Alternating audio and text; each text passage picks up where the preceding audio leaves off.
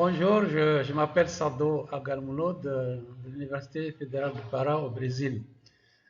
Je vous présente l'influence des travaux de Guy Brousseau sur les recherches en didactique des mathématiques au Mali au nom du département de mathématiques de l'École normale supérieure de Bamako. Je commence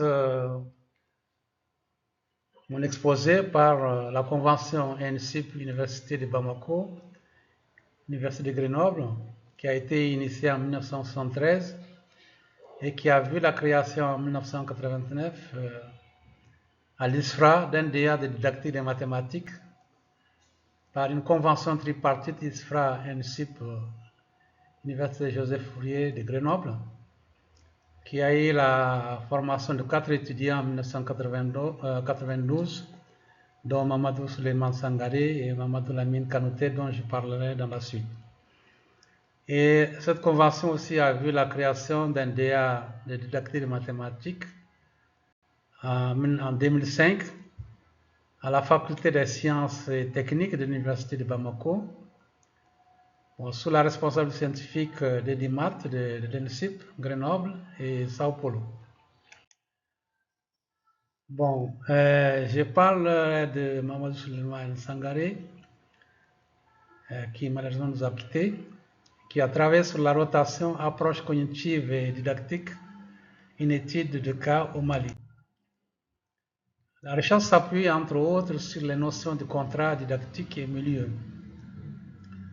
Au niveau du contrat didactique, l'auteur estime que les connaissances engagées par les élèves dans la résolution d'un problème ont un lien avec le type de contrat didactique qui a prévalu lors de l'expérimentation.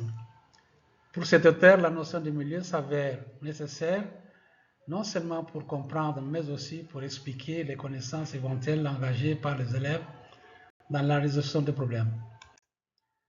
La deuxième recherche est de feu Mamadou Lamine Kanouté, influence de l'apprentissage oral du bambana sur l'enseignement, l'apprentissage des mathématiques au premier cycle de l'enseignement fondamental au Mali. Et il répond à la question suivante. Quels sont dans la culture bambana les éléments qui, lorsqu'on les introduit dans une classe de mathématiques, agissent sur le contrat didactique traditionnel et favorisent la dévolution convenable du problème? Il s'appuie sur deux pratiques traditionnelles exploitées pour la construction des connaissances mathématiques. Les deux jeux Tintin et Gelou et la numération orale. L'auteur retient par exemple les jeux comme situation de communication dans laquelle la formulation de consignes et le problème de leur décollage sont respectivement à la charge des émetteurs et des récepteurs.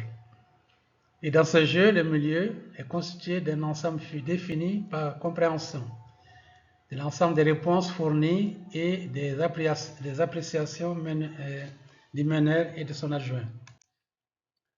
Et enfin, Sinal Dissa travaille entre arithmétique et géométrie discrète, une étude épistémologique et didactique autour du théorème de Bézout et du théorème de Pic. L'auteur étudie la problématique du changement des registres dans l'enseignement de l'arithmétique et de la géométrie avec des interactions des domaines du continu et du discret. Il montre en particulier que les situations adidactiques et didactiques classiques ne permettent pas de mettre en œuvre de telles interactions. Pour cette raison, il a étudié la possibilité de faire la dévolution du changement de registre arithmétique et géométrie dans le cadre de la situation de recherche pour la classe. Je vous remercie.